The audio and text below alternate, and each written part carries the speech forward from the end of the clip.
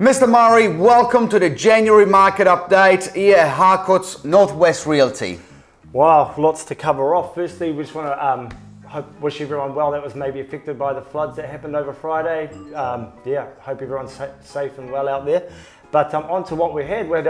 January's sort of an interesting month real estate-wise, especially out in our neck of the woods. We've seen strong listing numbers, quite comparable so far for the last day or two to go for the month, quite comparable to last January, which was a different market. That's when the market was starting to cycle into the rapid downward trend that we saw throughout the year. So in terms of stock-wise, it was a pretty good month. Yeah, and as well, most importantly, are the buyers there? That's what every vendor really asks us when we do an appraisal or when they're asking, how is the market? And yes, the buyers seem to be there in a little bit better number, and especially the level of activity seems to have been picked up since, picked up somewhat since December.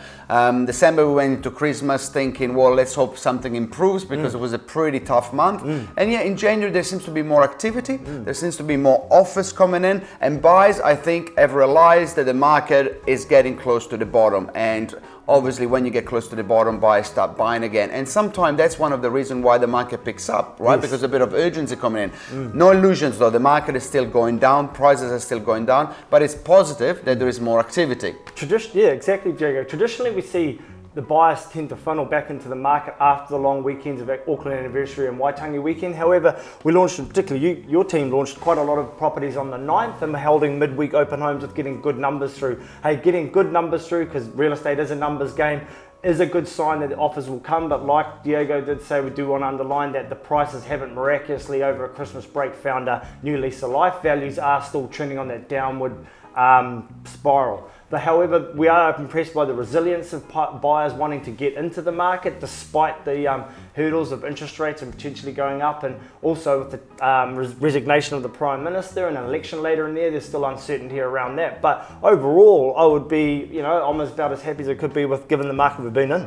It is, and look, you acknowledge the floods, and as well, I like to acknowledge and, feeling extremely sorry for anyone that has been affected. And, this is very early stages and we can't comment too much, but I think it's important as well to acknowledge that, in terms of the property market and property being flooded, although not everyone has been affected, right? We don't know the percentage, but, the majority of people, they had no issues whatsoever.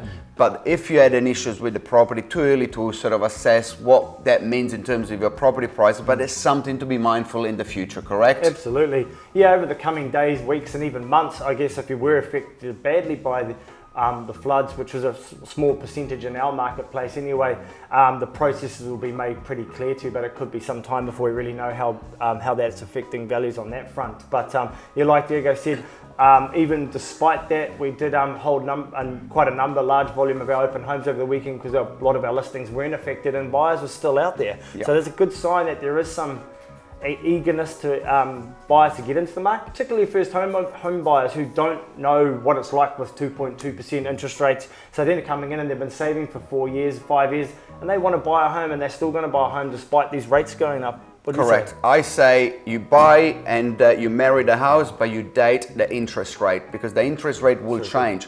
If you wait to buy when the interest rate is lower, the prices will be higher. So you just buy a house. I'm not an advisor, so don't take my advice as a financial advisor, but what I say to buyers, you buy now, you fix for short term, and then you fix again the mortgage when it drops, but you bought a house at a very good price. Because prices will come up, that's right, just like interest rate will go down. So which one would you rather save? A couple of grand on the interest, or tens of thousands on a house? I'd rather save tens of thousands on a house. Would you? Absolutely. And I think just touching base on picking the bottom of the market, picking the top of the market and the bottom of the market is notoriously difficult, but markets tend to, and historical records will show this, work in cycles, and we're about sitting at around coming close towards what's traditionally the end of a downward cycle, and over the next few months. So I think people are clued on, and buyers are savvy. All real estate buyers are savvy, aren't they, Diego? And they do have a sense that maybe the market has reached its bottom.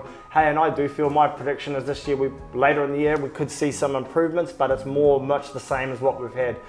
Wouldn't you say? I'm going to leave you with one more statistic, and over the last 7 cycles in New Zealand and Australia, the average of a downturn has been 21 months. Okay, now we are in month 14, so do the maths. We are getting there, but it's still a while to go. Yeah, absolutely.